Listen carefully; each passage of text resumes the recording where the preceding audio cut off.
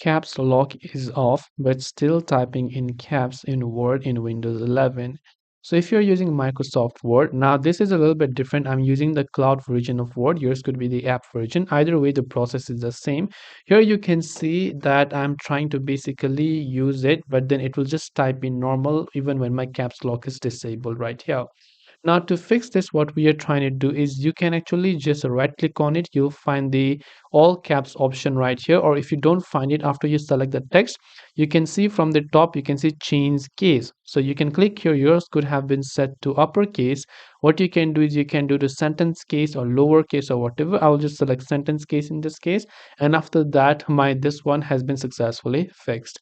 So I hope this video helped you. If you have any further questions, feel free to leave them down. Thanks for watching till the very end and see you soon in our next video.